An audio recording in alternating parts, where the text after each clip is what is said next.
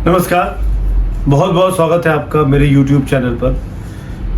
पहलगाम में जो कुछ हुआ, अब भारत ने उसका इंतकाम लेने का आगाज कर दिया है। आज हम इसी पर चर्चा करने वाले हैं। कुछ कूटनीतिक बड़े फैसले भारत सरकार ने कर लिए हैं और वो दुनिया को बता दिए हैं। उसकी बात मैं बाद में करता हूँ, लेकिन सबसे पहले इस वक्त की बड़ी खबर दे दूं। प्रधानमंत्री की आज पहली सार्वजनिक सभा थी और इस हमले के बाद का उनका पहला बयान आया। साथियों, इस आतंकी हमले में किसी ने अपना बेटा खोया,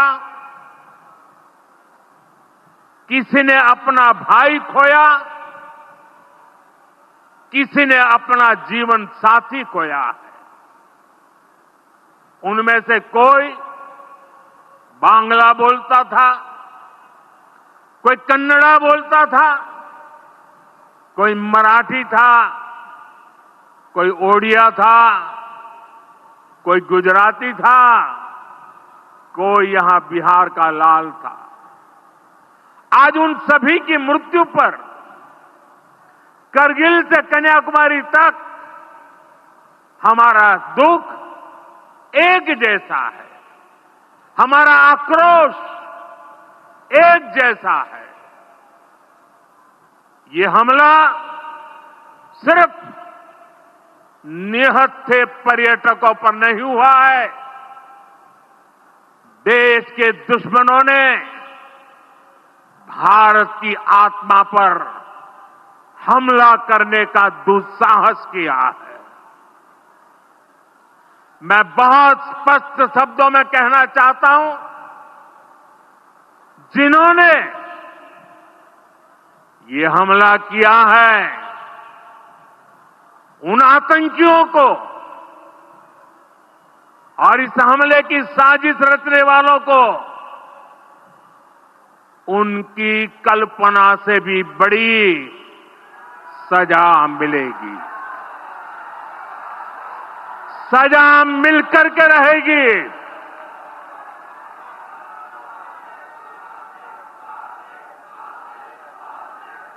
अब आतंकियों की बची खुची जमीन को भी मिट्टी में मिलाने का समय आ गया है।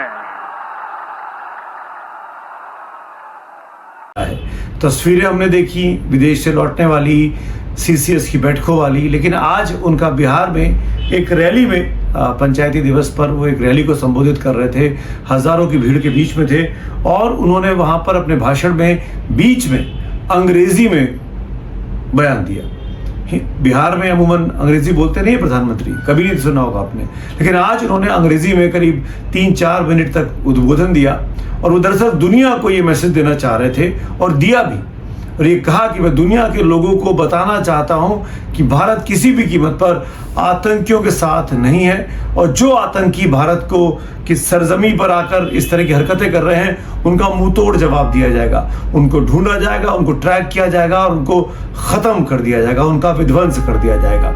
हिंदी में भी उन्होंने कहा कि हमने बड़े कदम उठाए हैं और एक एक व्यक्ति जो इस हमले के पीछे शामिल था, हमला करने वाला है, उसको हमारी एजेंसीज और हम लोग छोड़ेंगे नहीं।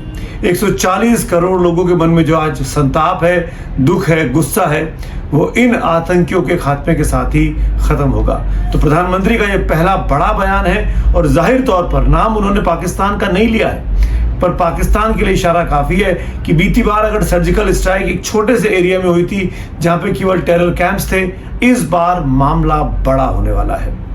कूटनीतिक कदमों के जरिए भारत ने अपनी मंशा को जाहिर कर दिया है। पाकिस्तान के साथ सिंधु जल समझौता जो 1960 में हुआ था, उसको फिलहाल के लिए स्थगित किया गया है, एबेंस में डाला गया है, यानी भारत उस समझौते को फिलहाल नहीं मानेगा। वाघा अटारी बॉर्डर को सील करने की बात की गई है। जो लोग वीजा पर पाकिस्तान से हिंदुस्तान में आए हुए हैं, जो पीपल टू पीपल कांटेक्ट होता है, और जो भारत के लोग पाकिस्तान में गए हों, उनको वक्त दे दिया गया कि 48 घंटे के भीतर अपने देश वापस लौट जाएं, क्योंकि बॉर्डर सील होने वाला है। और तीसरी और इम्पॉर्टेंट बात कि जो मिलिट्री अटैचीज, मिलिट्री के अधिकारी उच्चायोग में होते हैं, उनको भारत ने कहा है कि आप पाकिस्तान वापस लौट जाइए, चाहे आप आर्मी के हों, चाहे आप एयरफोर्स के हों, चाहे आप नेवी के हों, अब आप भारत में नहीं रह सकते। और भारत ने अपने जो अधिकारी इस्लामाबाद में उच्चायोग में थे उनको वापस बुलाने का भी ऐलान कर दिया है। 55 लोगों की संख्या अलाउड है उच्चायोग में, उसको घटाकर 30 करने का फैसला किया है और ये सब कुछ 1 मई से लागू हो जाएगा।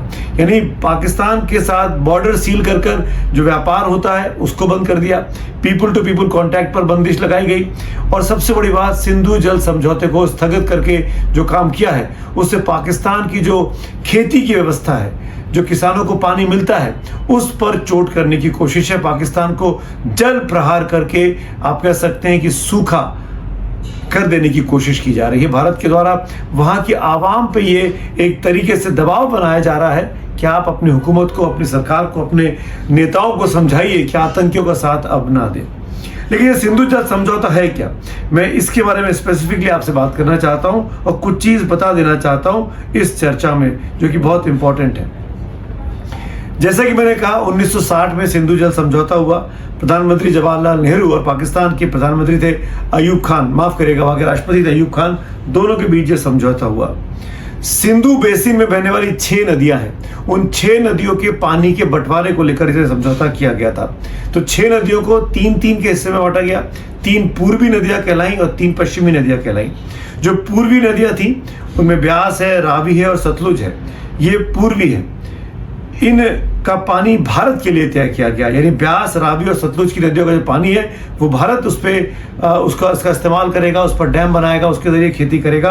वहीं सिंधु, चेनाब और झेलम की जो नदियां हैं, ये 3 नदियां ये पश्चिम की मानी गई और ये पाकिस्तान की जो जो जल की ज़रूरतें हैं, पानी की ज़रूरतें हैं, वो इन 3 नदियों के पानी से पूरी होंगी। सिंधु सबसे बड़ी नदी है, सिंधु की ये 5 बाकी नदियां सब्सिडरीज है, उसकी सहायक नदियां हैं। पश्चिमी हिस्से की नदियां जो है सिंधु, चेनाब और झेलम, इसका 20% का ही जो पानी है वो भारत के पास है।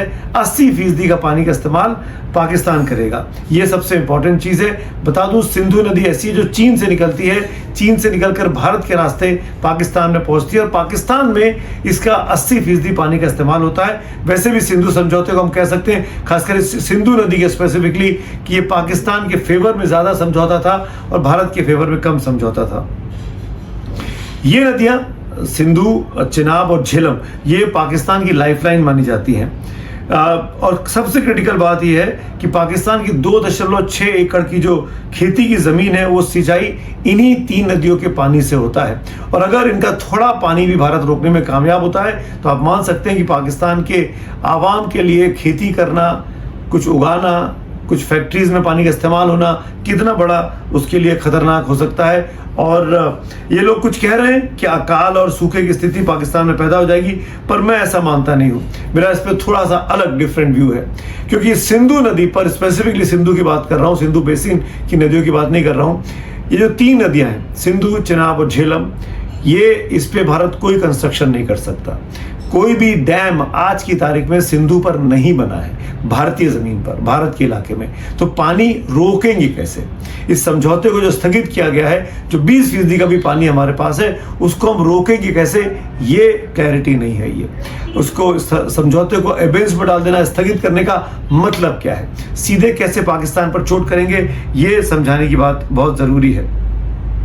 हमारे देश में मैं ये बताना चाहता हूँ, पाकिस्तान पर बहुत व्यावहारिक असर तो नहीं पड़ेगा। सिंधु पर कोई भी प्रोजेक्ट हमारा नहीं है, जैसा कि मैंने बताया। चिनाब में रतले और पाकुल दुल प्रोजेक्ट हैं और झेलम के किशनगंगा प्रोजेक्ट को लेकर पाकिस्तान से विवाद 2015 से चल रहा है और पाकिस्तान इस विवाद को लेकर अंतर्राष्ट्रीय आर्बिटर के पास चला गया है और भारत उसकी बात सुन नहीं रहा है। तो वहां पे पहले से मुकदमा चल रहा है, वहां पे स्टेटस को बना हुआ है। तो सवाल ये हो रहा है कि सिंधु हो, चिनाब हो, झेलम हो, इन 3 नदियों के पानी को अगर इस समझौते को रोकने की बात जो भारत सरकार ने की है कल शाम को, वो रोका कैसे जाएगा। हमारे यहाँ रावी पर बड़ा प्रोजेक्ट बना है जिस पर भी काम चल रहा है। रावी, सतलुज और व्यास, ये 3 नदियों का इस्तेमाल, पानी का इस्तेमाल पंजाब में, हरियाणा में, हिमाचल में, राजस्थान की जगहों पर होता है। सतलुज लिंक कैनाल तो कितनी बड़ी है, पूरे उत्तर भारत को आप कह सकते हैं कि खेती के लिए उसके पानी का इस्तेमाल होता है। ये 3 नदियां तो भारत के हिस्से की हैं। ये पाकिस्तान इन पर कुछ कर भी नहीं सकता, क्योंकि ये सब नदियां जो है वो हिंदुस्तान से निकलकर पाकिस्तान की ओर जाती हैं। इन 3 का पानी अगर हम रोक भी लेंगे तो इन तीनों पानियों का पाकिस्तान के अंदर इस्तेमाल वैसे ही नहीं हो रहा है। पाकिस्तान के अंदर जिस नदी का इस्तेमाल हो रहा है वो है सिंधु सबसे बड़ी, फिर चेनाब और फिर झेलम। तो सवाल ये उठता है कि आखिरकार इस सिंधु जल समझौते को स्थगित कर कैसे पाकिस्तान में अकाल और सूखे की स्थिति हम पैदा करेंगे, कैसे हम पाकिस्तान की आवाम पर यह दबाव डालेंगे कि वह अपनी हुकूमत से पूछे। ये कुछ स्पष्टता आनी अभी बाकी है। मैं उम्मीद करता हूं, क्योंकि कल रात का ये फैसला है, आने वाले वक्त में जल संसाधन मंत्रालय हो या विदेश मंत्रालय हो या प्रधानमंत्री कार्यालय हो, वो इस बारे में जरूर सफाई देगा कि कैसे आप सिंधु जल समझौते के जरिए पाकिस्तान पर कूटनीतिक तौर पर दबाव बना पाएंगे। इन सब के साथ साथ एक आखिरी कमेंट इस वीडियो में और करना चाहूंगा।